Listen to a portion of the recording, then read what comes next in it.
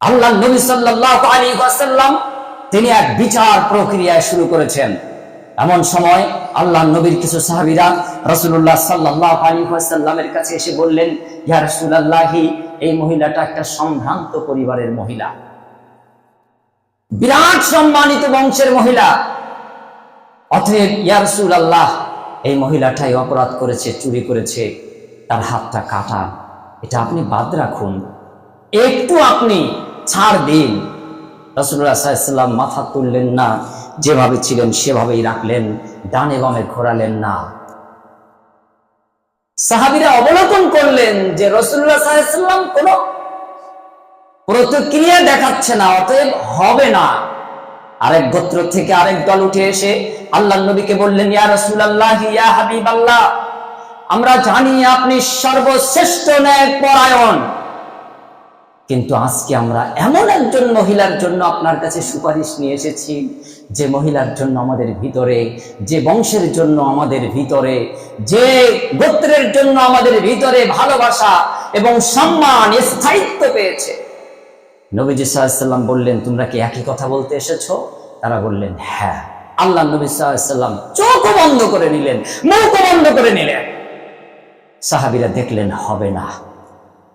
আল্লাহ নবীর খুব কাছের একজন সাহাবী,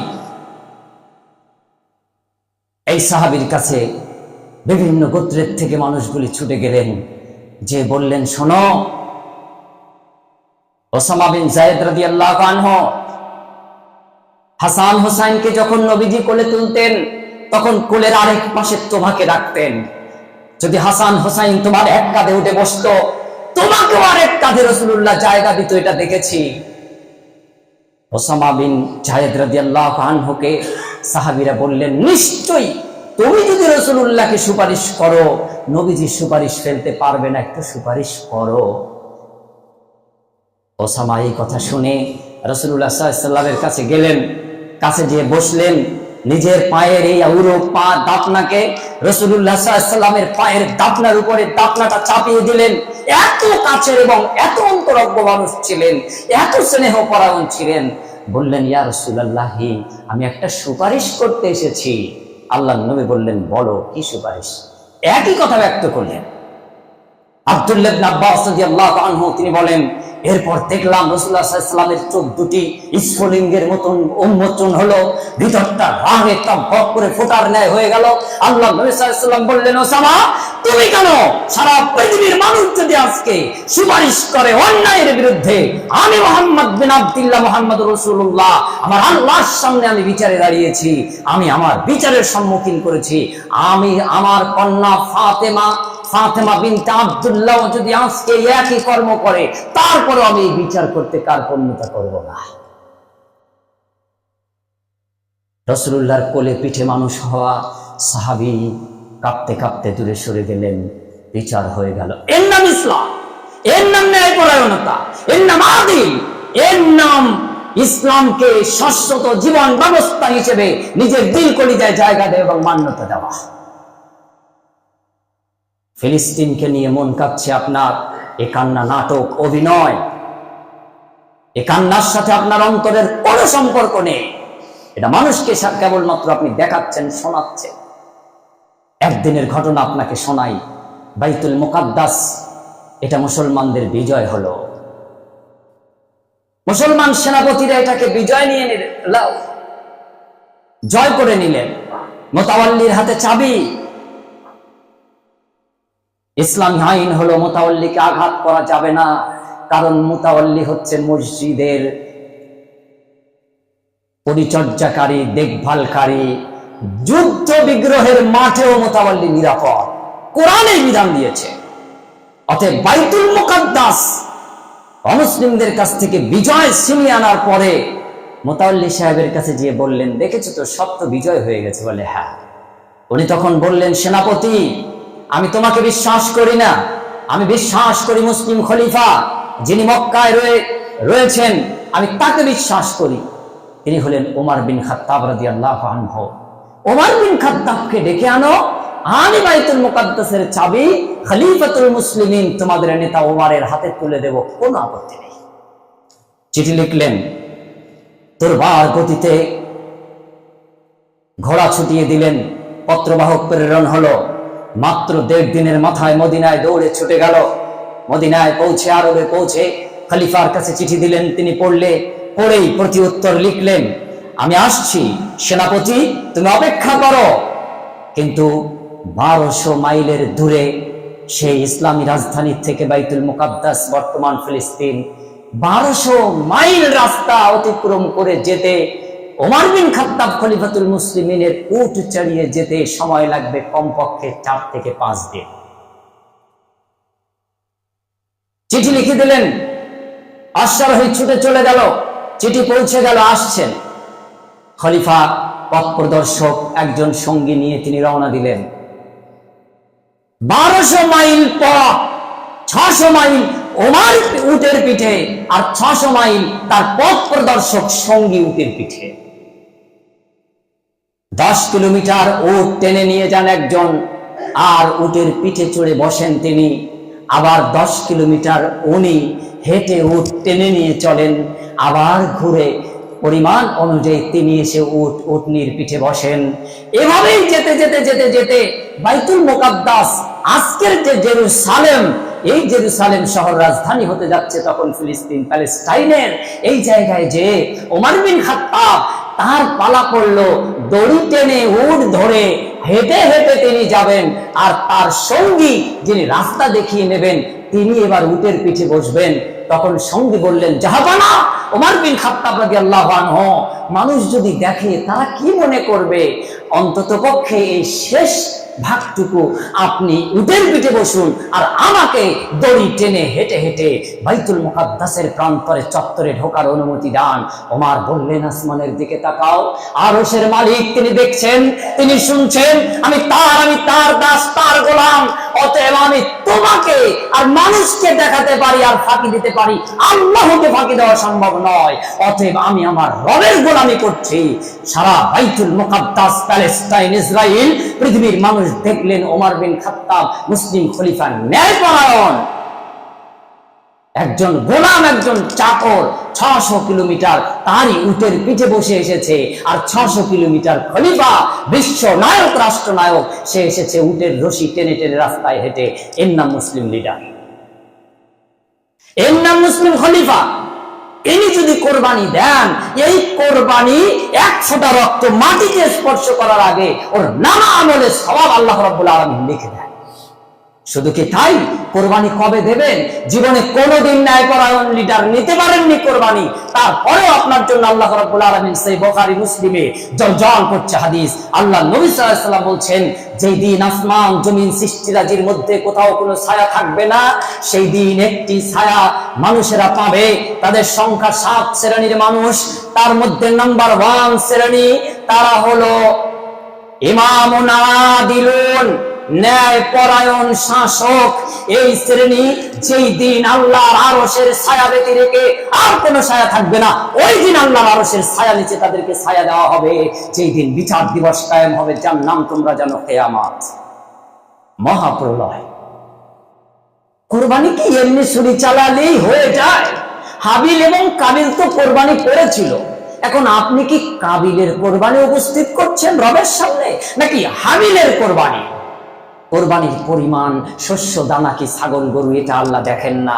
কোরবানির কত সংখ্যা, এটা আল্লাহ দেখেন না। আপনার এই কলিজাটাকে আল্লাহ রাব্বুল আলামিন দেখেন। আল্লাহ দেখেন কলিজাটাকে। হাজার হাজার মানুষ হত্যা হয়েছে, খুন হয়েছে, মারা পড়ে গেছে। মসজিদের মুতাওয়াল্লি, চাবি রয়েছে কেবল বাইতুল মুকাদ্দাসের চাবি। তখন বলছে, জাহাপানা, আপনি হলেন আল্লাহর মেহমান, আপনি হলেন মুতাওয়াল্লি, অতএব আপনাকে অপমান করার ক্ষমতা ইসলাম আমাদেরকে দেয়নি। হাতি বাহিনী, ঘোড়া বাহিনী, উট বাহিনী, তরবারি নিয়ে তারা আক্রমণ করেছে, বিজয় অর্জন করেছে। নবীজি সাল্লাল্লাহু আলাইহি ওয়াসাল্লাম মক্কায় প্রবেশ করেছেন, আর আল্লাহ বলছেন, ইদা জা নাসরুল্লাহ ওয়াল ফাত, যখন আসবে মহাবিজয়, তখন কি দেখবে তোমরা?